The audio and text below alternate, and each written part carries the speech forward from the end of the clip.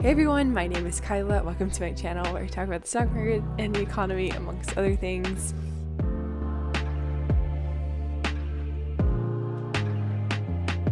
This is the Everything That You Need to Know series, a series of different primers where I break down everything that you need to know about the stock market, the crypto market, and the economy.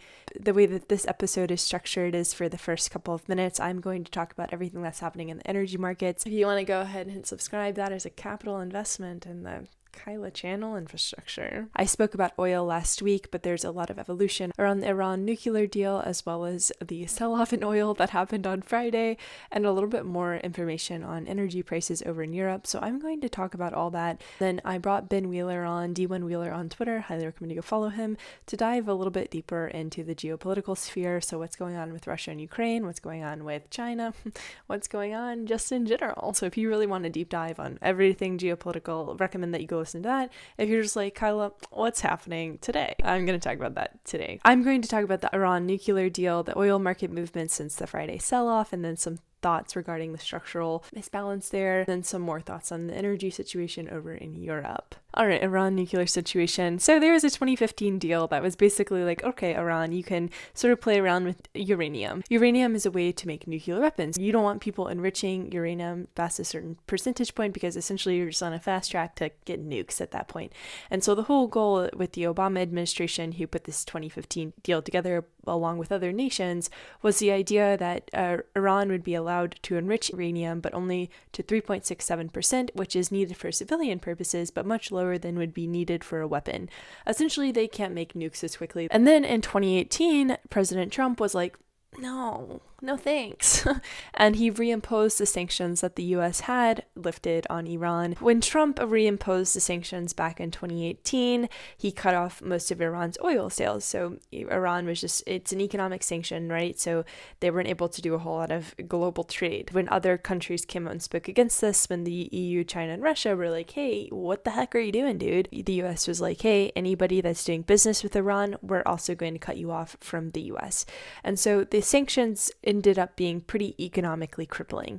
Iran was like, okay, well, if you renege on the negotiations, we're just going to go forward. And they keep on advancing atomically. They keep on doing more and more work around this. And so it seems like they're trying to enrich to the point where they're going to make a nuclear weapon. Everyone's like, you should chill out there. They've produced uranium metal, both enriched to 20% and not enriched. Western powers are a little bit concerned about that situation because uranium metal is obviously a fast track towards producing bombs, and no country has ever produced uranium metal without eventually making bombs. Iran has also decided not to comply at all to the nuclear deal that was instated. They have prevented inspectors from the International Atomic Energy Agency from entering its nuclear sites, so they're not allowing people to see what they're developing, which is a big red flag. And they've stockpiled more uranium than the deal allows, and obviously have enriched it well beyond what they would be expected to if they were just using it for civilian purposes. So it's kind of like, okay, we can put two and two together. The US just abandoned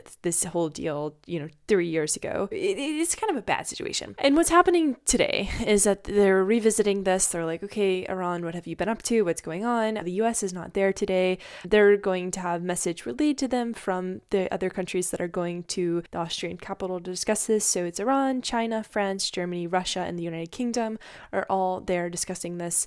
And if successful, the talks will lift the US sanctions while scaling back Iran's nuclear program.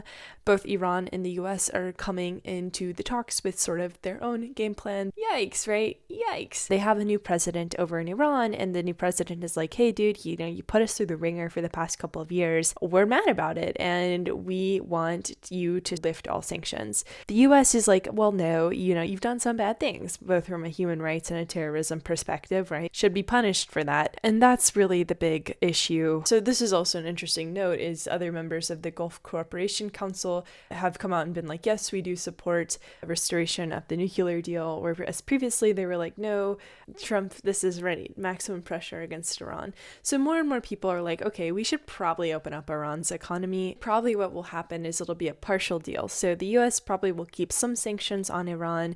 Iran is probably going to have to say that they're going to pull back on some element of developing a nuclear weapon. There's probably going to be some, hopefully, midway agreement. The big important part of this, like, why do we care if Iran comes back online? The big important part about this is that Iran obviously has oil. They have oil output. If there can be more oil coming to the market from Iran, that is going to put downward pressure on oil prices and make oil more accessible. I'm going to talk about the structure of the oil markets and why that might be important, but that is sort of how you can think about it, is that we have structural gap in terms of oil output, and Iran could help with that. But we will see what the outcome of that is. So what does all that mean for oil markets? Well, yes. So as I talked about last week, the main thing is a structural underinvestment in oil markets, and that's really the big issue that everybody's running into right now. It's like, okay, we can talk about, increasing output as much as we want, but there's a structural misalignment here, and we've gotten really complacent around commodities because things have gotten so cheap over the past several years.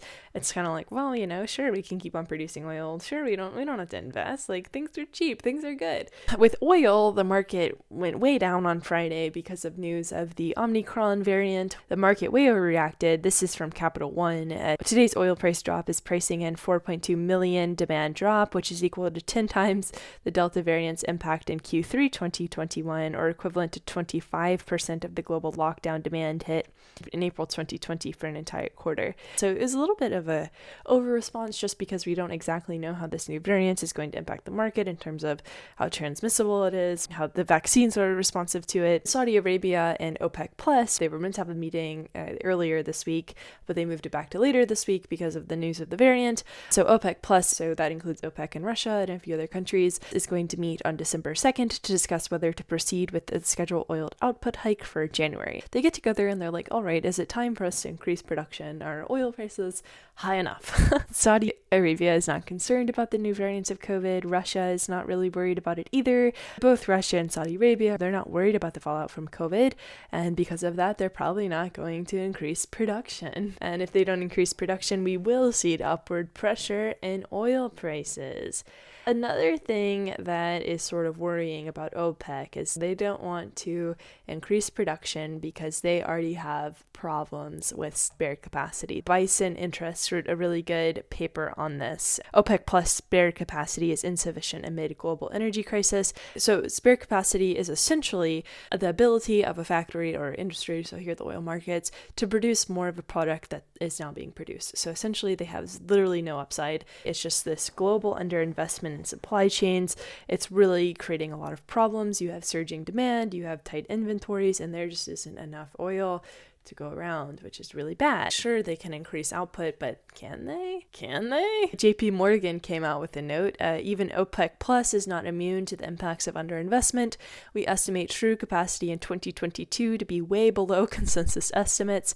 Spare capacity is expected to fall to 4% from an average of 14% and well below the 10% comfort level. JP Morgan is like, we think that oil prices are going to be $125 a barrel in 2022 and $150 a barrel in 2023. For context, it's currently trading around $80. So that would be quite a steep increase. And Morgan Stanley is also in the consensus. So everybody's like, oil prices are going to increase because literally there is just not enough capital investment in sort of the refineries, the infrastructure, the storage processes. And that's kind of the situation that we're in, is they're just not able to potentially produce enough to sort of meet the level of demand. And if they can't meet the level of demand, prices are going to rise. And Elizabeth Warren, she tweeted out back in 2019, on my first day as president, I will sign an executive order that puts a total end on all fossil fuel leases for drilling offshore and on public lands, and I will ban fracking everywhere. And then just the other day, she tweets out, big oil companies' number one priority is profit. So, of course, these greedy giants are jacking up prices for consumers, even as fuel costs drop. We've got to call it out and fight back. We cannot have green energy policy without green energy investment. We just can't. We just can't have green energy policy without green energy investment. That's not how it works. Then the question becomes, oh, Kyla, why don't we just go to EVs and clean energy metal stuff? Lithium is a very key input in electric vehicles, and China is eating all of that up. The price of lithium carbonate has more than tripled since January, so adding around $470 to the cost of making a battery-powered car. So China's just eating up all the lithium, and we still have to have oil to a certain degree to sort of like get all of this stuff done. And it's just something that we have to think about with regards to how we do policy around both green energy investment and oil. And then there's energy prices in Europe. So this is just not good. So limited natural gas exports from Russia have pushed European prices to all-time highs, with UK and other European alternative energy power generation disappointing and proving unreliable. Also, Asian economies have had to shut down power in blackout cities, just sky-high electricity prices over in Europe just because there's not enough coming in from Russia and there's not enough alternative power generations. Sometimes the wind doesn't blow. This is from Horizon Kinetics. It's a very good thread on this. Energy demand is inelastic. You need it now if you need it, and if sufficient supply is unavailable, then that price determines the new equilibrium. So people will pay to heat their homes. This is sort of a non-negotiable. It's inelastic. It's like medicine. This is why natural gas prices are so important, is because they are so inelastic. This is sort of potentially a leading indicator for what could happen with oil here in the US. So from Horizon, what's beginning to happen with natural gas now is quite possible a preview of the same dynamic with oil once inventories are drawn down. Will the US have oil costs go up 300% as well to $150 a barrel? And we know that's what JPM is pricing in for 2023. So it's just a very volatile market right now. Oil is a critical need commodity, and if you have demand that's outstripping supply, prices are going to follow that. So natural gas is just absolutely spiking. It's up 400% year to date in Europe. It's up 100% year to date in the United States. Commodity prices are up across the board. And what happened, the theory is that a decline in commodity prices led to lower capital investment because it's just cheaper to do stuff. And also you weren't maybe getting the ROI as a producer that you wanted because commodities were so cheap. You don't invest as much. You draw down your reserves, you draw down capacity. And the issue with commodities is they have a very long investment cycle. So if you're not investing, it's going to create long-term problems because you have to invest so much upfront. So it's a structural supply shortage, and it really gets down to investment, R&D, capital infrastructure. Ben and I will dive into some of the geopolitical issues that backdrop all of this, but that is somewhat the state of the energy markets. And that, of course, feeds into inflation numbers and, of course, feeds into the public brain. Ben and I will do a little deep dive for you, but that is what's going on. And I will not talk any longer, but thanks so much for hanging out. Well, Ben, thanks so much for joining me again. So excited to have you back to sort of chat about everything geopolitical that's going on. There's just been a lot of noise overseas and also within seas. So I thought it'd be really good just like chat about everything that's happening. Of course, always happy to be back, Kyla. The world is falling apart every minute now. It is a lot of chat overseas, China, Russia, even Turkey and Africa, and even here in the United States. So you can't win, right? You're not safe anywhere. I guess on Mars. We could go with Elon. But yeah, I think I'd deal with Elon Musk, though. Well, we could have the Olympics on Mars instead of in China. So can you give us a rundown on what's going on in China with regards to all this? Yes. So China has a long list of what the Human Rights Project calls crimes against humanity. And to sum up what crimes against humanity are, so war crimes, right, are crimes committed in war. Crimes against humanity are war crimes, but during peacetime. And China's got a long list of crimes against humanity committing. And this has prompted a larger discussion of should there be a boycott? And it started back in April of 2021 for the 2022 Olympics, which start in February. Originally, the Biden administration says, oh, we weren't considering it, but everyone's like, you're considering it. And then Peng Shuai, tennis star, gets kidnapped. Something happens to her. No one really knows what happened to her, but China seemed to believe that they can make their Me Too movement disappear by disappearing her. And it backfired, like, dramatically. People were not quiet about it. And so now they are like in a rush to assure everyone she's still alive. But that's still not enough, especially for the WTA, who's saying we have no proof that she's not been coerced or held against her will. But they're so desperately trying to prove that she's okay. Yeah, and I mean, they've done this before with Jack Ma and a couple of different actresses. Do you feel like this is sort of a domino, like a tipping point for China if the US does pull out of the Olympics, a la like Russia, right? Like what's going to be on the other side of that, if anything? I would be skeptical to see the United States do a full boycott like they did in 1980, Jimmy Carter and the Afghanistan invasion. I don't think that'll happen because the American public gets really weird about that thing where they'll all agree that there should be a boycott, but then they'll also agree that we shouldn't punish the athletes. They'll say, well, it's not fair to the athletes, right? It's not fair, but genocide's also not fair. I think those do a diplomatic boycott. And I think China will have a conniption fit over it, as they said they would. Mm-hmm. And everyone will be like, why does this matter so much to you? China will say we don't rely on the West for our validation, and then get really mad when they don't show up to the Olympics. So actions speak louder than words, right? Yes, to the point about actions, the Tennis Association has really been the first group that's really done anything about this. The NBA remained relatively quiet. Like some of the players in the NBA got trouble for speaking out against it. Then Wall Street has remained really quiet. Hollywood has remained really quiet. Do you think there's going to be other organizations that are going to start pushing China on this narrative, or is it just going to be like this continued diplomatic sort of a negotiation? WTA was put in a position where essentially they cared about their player, right? But also more deeply, it is the Women's Tennis Association. And if one of their athletes just spoke out about their SA experience with CCP party member, and then they disappeared, Steve Simon, he put pretty bluntly is that if we don't do something now, we'll be boycotted by women in democracies. If we do stick up something, we'll lose our relationship with China. But he says that, one is obviously more favorable to the other. And he's 100% right about that. And so I think other companies will be faced the same thing. When this comes up and they're eventually haunted by the CCP stepping on rakes, they will have to, come to the conclusion of, do we risk being boycotted back home in America, or do we just abandon China? This Peng Shui thing is more serious than anything that ever happened. Even the NBA over the whole, for sure. over the whole Rockets owner tweeting about Hong Kong. This is someone was kidnapped or something happened to them. If the pressure builds up and come January and the question of Peng Shui is only bigger, then American companies probably dial up the pressure. But China will be in that weird spot there, right? As you know, they do not care. There's no corporation bigger than the Chinese government, and China will let their own companies fail to prove a point. So there's really no reason to think they'd bow down. That's what they've been doing essentially all year. Like they smushed Tencent, like they smushed the for-profit education companies, all the gaming companies. They've just been on like a tirade to shape, the government has been to shape China into what they think it should be. How long can that continue, or is that going to continue? Yeah, no, you're absolutely right. They do deserve some credit in that they went from 88% poverty to like 0.7% poverty in like less than 30 years. That's something worth praising. But they've also, to a certain extent, lost their mind in trying to keep this. But in addition to that, think about the 2008 Olympics in Beijing.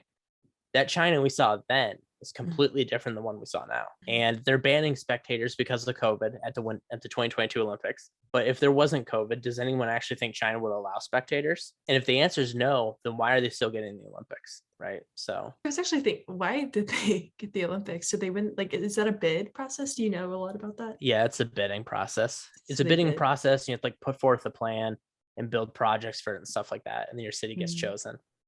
It's becoming like a status thing now for like developing nations and also nations that are on their like way back up, right? Because the Olympics, as you know, economically, they don't pay off long term. You build these things, people are there for 2 weeks and they leave. It's usually reserved for places that are trying to improve their image. True. France wants to show they're a global power again. So now they have the Olympics in 2024. China says, we're here. So they had the Olympics 2022. Brazil 2016. That's kind of what that is. With China too, and they seem to love like sort of developing ghost real estate. So like the whole situation with Evergrande, like that was just a bunch of empty apartment buildings. So it kind of makes sense. They probably have the skill set to build like empty spaces for Olympic athletes. Is there anything else happening in China, around the world? What else is going on? All of China's moves rely on pleasing a domestic audience. They demand that these moves they make domestically to please their domestic people, the West must respect them. And so you get into like this really weird territory where as the situation in China deteriorates or spirals or people aren't happy, then they start gearing it up towards Taiwan, right? And then the Taiwan thing is such a sensitive issue to them. And now they're threatening Lithuania over allowing Taiwan to have an embassy. Lithuania has like 4 people in it, and their entire economy is like one dude's farm. So I don't understand why they're going after a country that small, especially it's so far away, right? They're really trying to gear up for war of Taiwan or in some way taking Taiwan. We all know that it's going to be sooner rather than later when that happens. And I guess it's just like, when is it going to happen? How is it going to happen? No, you're absolutely right. Last year, Senator Corwin from Texas made a remark that we had 30,000 troops in Taiwan. Everyone's kind of like, what are you on about? Right? Like, that's not true. And then earlier this year, it was revealed that we had at least a certain amount of troops who were doing like special forces training with Taiwan. So it wouldn't shock me if we had more there, especially since Senator Corrin said something coming out of an intelligence meeting. They had 30,000 troops there. Where are they, right? But China's whole thing is they don't actually care if there are 30,000 troops there, so long as their domestic audience doesn't know, because otherwise it hurts their projection of force, right? So basically, Taiwan is, stuck in this position of having to defend themselves. The United States is pretty clear about that they will defend them. So is Japan. And China knows no matter what, they're going to be up against the United States and Japan at least. And then you have to count in France will also be there, the United Kingdom, Australia. There's talks of India somehow getting involved. And that's not a world war, but that's a lot of people in one spot, right? And China does not care if Japan and the United States are setting up defenses in Taiwan ahead of time, so long as their domestic audience doesn't find out. China's never really cared so long as their domestic audience to find out. Because what does that send to, Chinese population that? I know a lot of China is about like controlling the narrative, controlling the stream of information to their people. So there's these simmering tensions happening in China. And then, of course, there's simmering tensions over in Russia and the Ukraine. Right. Yeah. What's going on there? So if you remember back in April this year, and then also Belarus, and then the Russo-Ukrainian border.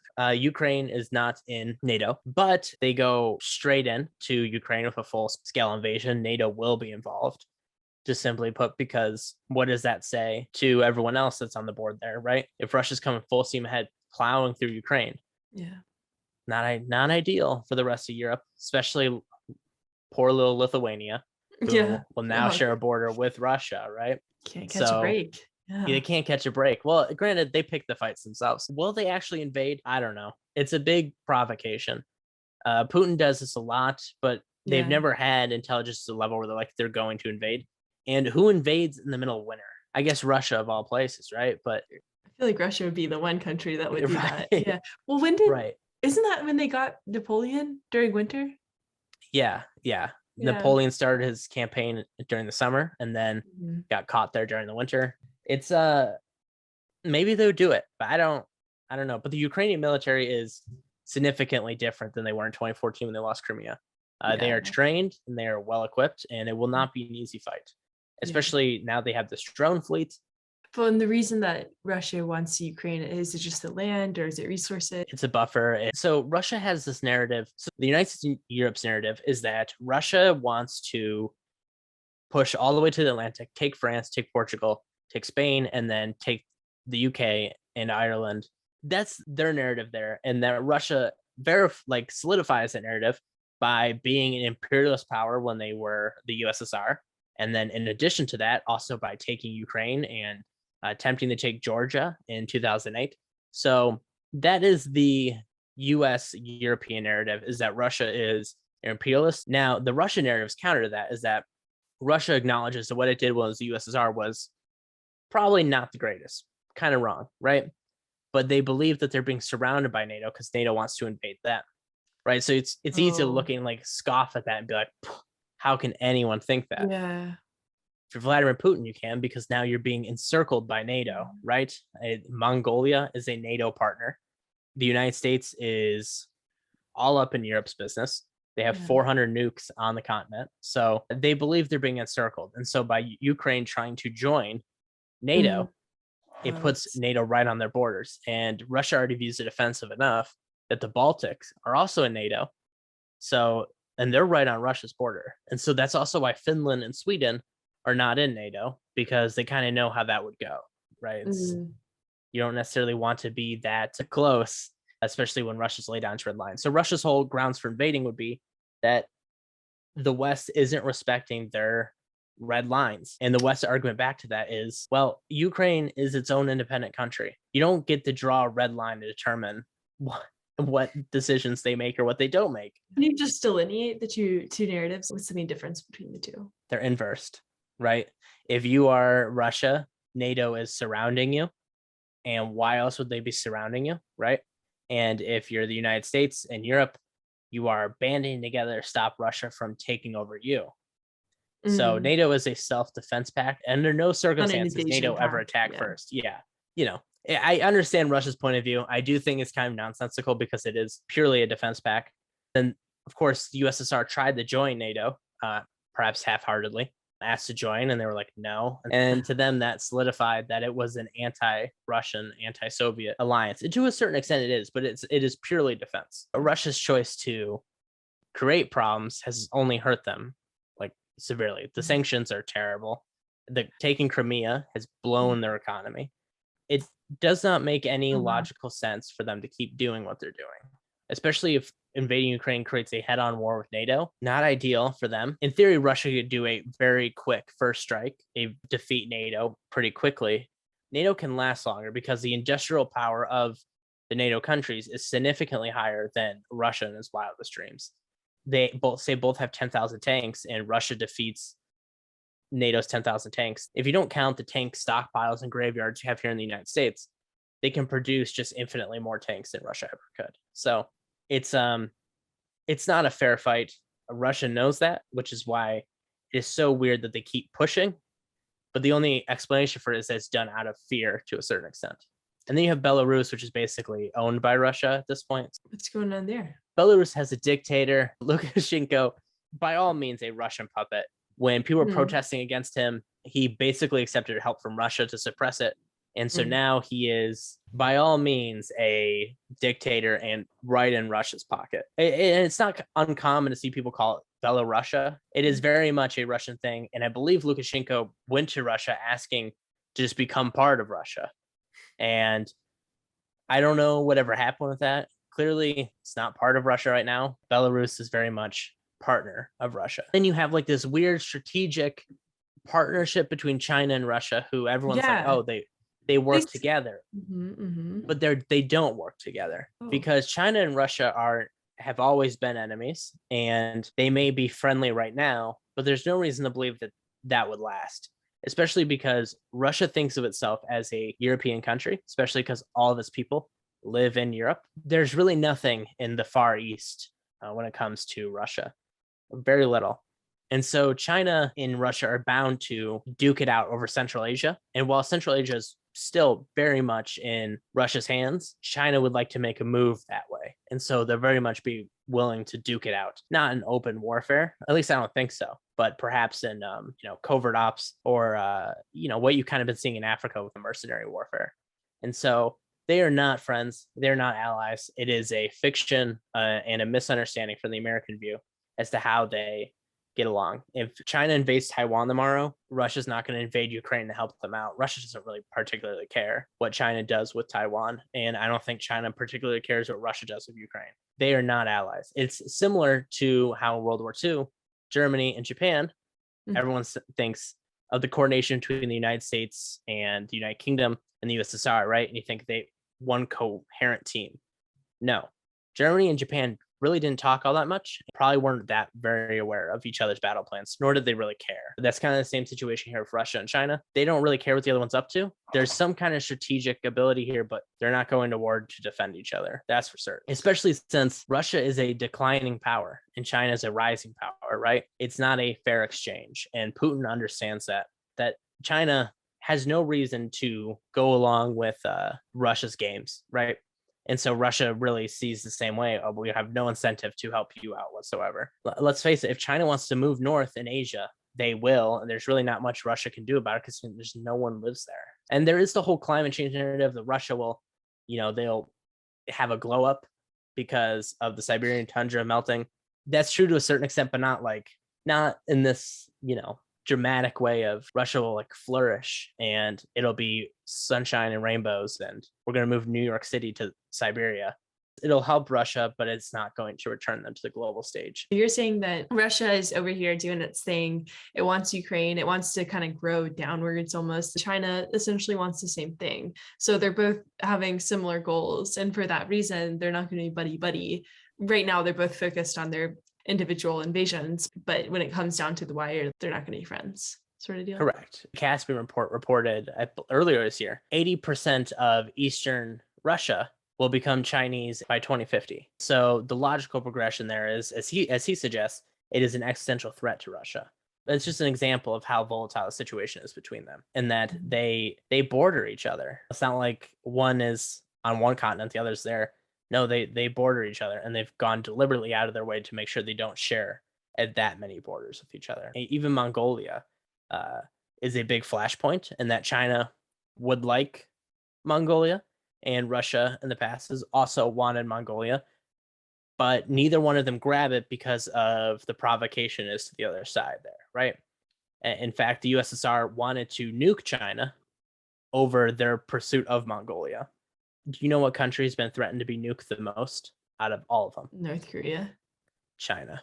China has been threatened to be nuked by Russia, the USSR, the United States, and the UK. And it like goes up to like 13 times.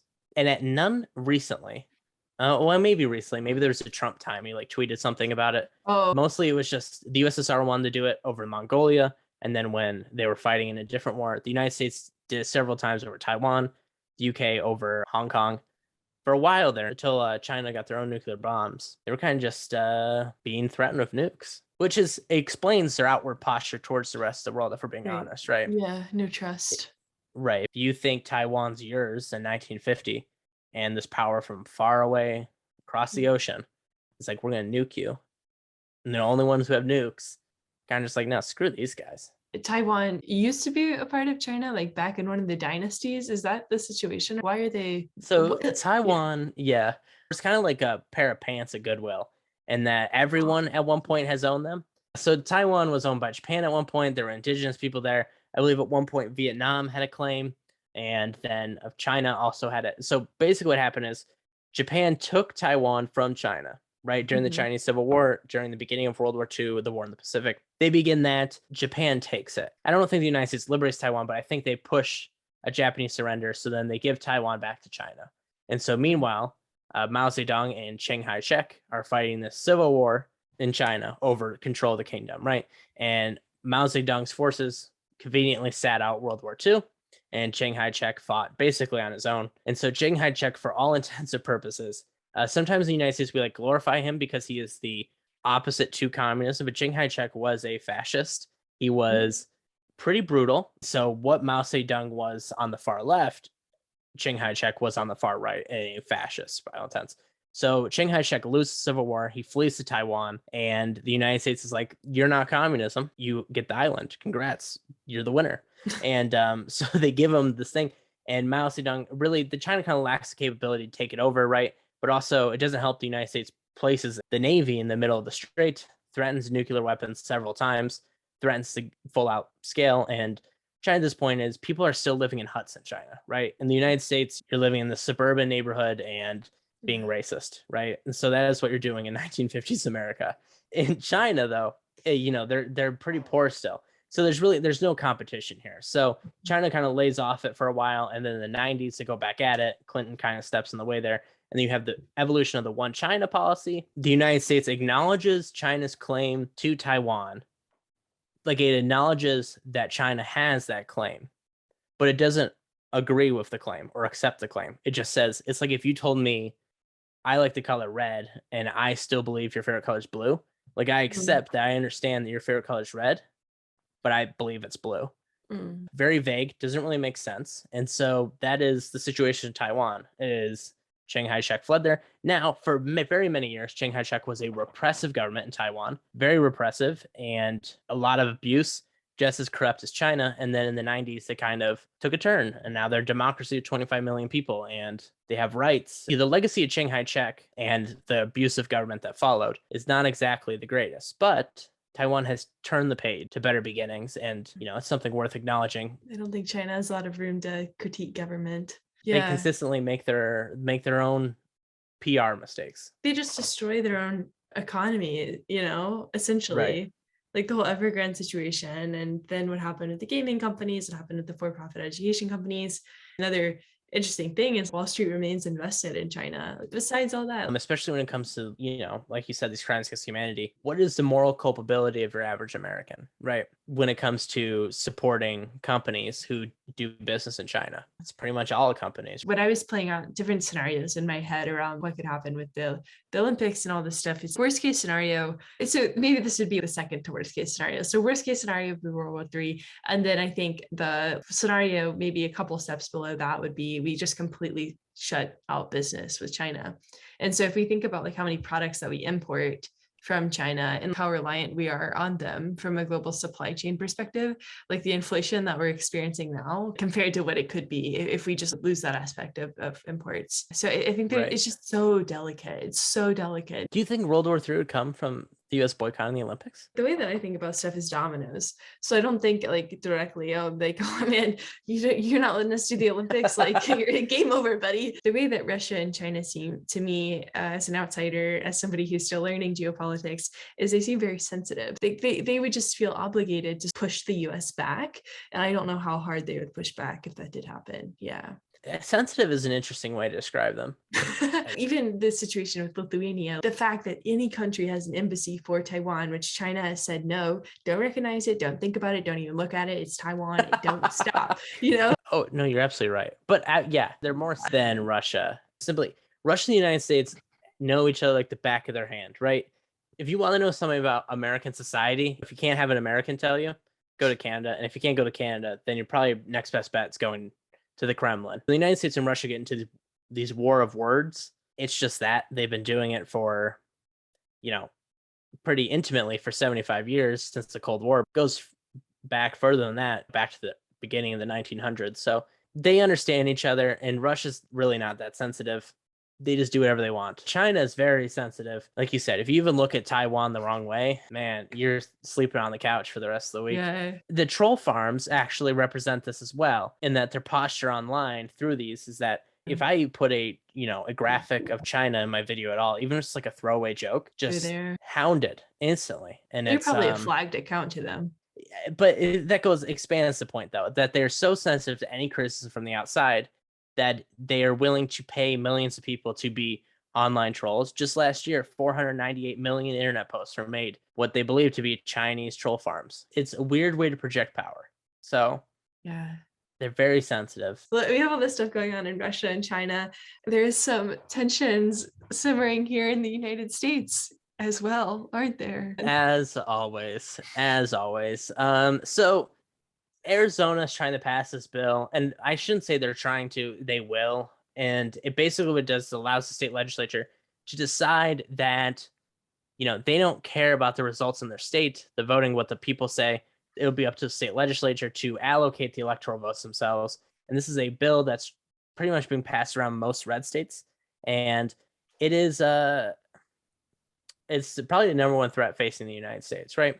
Because at the end of the day, we can all show up to the polls and vote, right? Hopefully, this Democratic Congress, Democratic Senate, and they can work with the Republican senators as well to end the filibuster on the For the People Act. But you pass widespread, making it easier for people to vote. That's always good when people can vote. But at the end of the day, that doesn't really matter when state legislatures can just decide we don't like the results of this and just cast their ballots elsewhere. So this is really a profound problem across the board, because you may still have democracy in the sense that you can vote, but at the end of the day, it doesn't matter if they don't accept the vote. Yeah. Right. If they don't accept the actual results and they just decide on wherever they want to go. And Isn't that a dictatorship, colloquially known as? Yeah. Yes, that would be that'd be a dictatorship. So you're really faced with this troubling prospect of, and people often think that you're being hyperbolistic when you say that 2024 could be the last election the United States has, right? It does sound very hyperbolistic, right? But it's also with these bills that are being passed, feasibly, if you go and vote and Arizona decides that Joe Biden didn't win the state again, then you're kind of out of luck, right? And they just cast them to Donald Trump or Donald Trump Jr., Tucker Carlson, or Laura Trump, or Ivanka Trump, Eric Trump, Barron, Melania, whichever Trump they decide to inherit, give the empire to. So that's, kind of the problem here, right? And so if they can just do that and validate the results, you really have no elections, and you're really ending the rule of law, and you're really ending democracy entirely inside the United States. And people argue we're not a democracy, we're a republic. Republics are actually a form of democracy. And so this also broadens and strengthens the case for abolishing the Electoral College, but that is for a different time. But what's interesting about the Electoral College is that Alexander Hamilton lays it out as the case for, you use it to override when someone's not qualified to be president. Okay. It is up to the state legislatures to make their decision on it, right? What's interesting about that is that while that is what spawned the Electoral College, it's never been used that way, like ever. In Pennsylvania, to start it off, they held elections and the people determined who the state legislature voted for. So it's never worked that way. And so wanting it to work that way is dodgy at best. That is certainly the motive here in the state legislature things, to undermine the election, to want to assign the electoral votes to someone else, is that it's about holding power indefinitely. It's about holding power forever and never handing it over. So not ideal. One could say it's not ideal. One might say one might utter the notion. It's terrifying, and it's really it's why the United States was listed as a backsliding democracy for the first time ever today. We have to do something, right? I think there's not a long-term level calculation here, because if, say, Arizona passes this, Wisconsin passes it, Florida does whatever Florida wants, but say Georgia also does the same, and Pennsylvania as well. If they all do the same, what happens then when, say Joe Biden runs again, or The Rock runs, and he wins, but they end up giving the votes to Ron DeSantis or Mike Huckabee. They give the votes to that person. What does that say long term, right? Because seldomly do these things ever happen. And that's the kind of the situation that you see in China, is that when the breakdown of a rule of law happens, the fights that happen, whether violent and in the House, happen between people on the far right and the people on the far left. You never see someone who is a centrist fighting in a revolt. What do you think the results are there? I don't think they certainly don't spell a good future for the country. That's for certain. I don't know, Kyla. Will we have democracy? I don't know. Man, there's a lot of stuff coming. We got the debt ceiling coming up here in a month or so. Just got a new. Can they just get rid of it already? What is the deal with that? Hey, tell me your thoughts. It's a party. Every time we get to decide if we're gonna praise it or not, it's just a really big party, and everyone gets together and yells at each other. It's so beautiful. Bipartisanship is just the most beautiful thing, in my opinion. So I see your argument. Okay, we can keep the debt ceiling. No, we should get rid of it. I think we should get rid of it, because at this point, you have debt finance growth. That's essentially what you have to have at this level. But I would also add, the debt ceiling is just about paying the bills. You already bought the dinner, man. Yeah. You just got to pay the check now. It's like disputing with your landlord about rent. It's like, live here. You don't have a choice. Right. No, absolutely. It's ridiculous. It's purely an arbitrary thing either. It's not in the Constitution anywhere. No. Nowhere does it say they need to do this. It's the party who's the minority pushing every single time, pushing it to the line. And then they're like, oh, look at us. We didn't do it this time. But one of these times, they're going to mess up, right? All right, Ben, thanks so much for coming on and talking about everything geopolitical with me. This was so insightful and so helpful for sort of building a framework around the things that are going on. It is so important to kind of understand the global stage. So thank you again. Yes, thank you for having me, Kyla. You guys can follow me at D1Wheeler on Twitter. And you can voice your complaints. We'll have to do it again. Thanks so much for spending time with me. I will see you soon, and goodbye.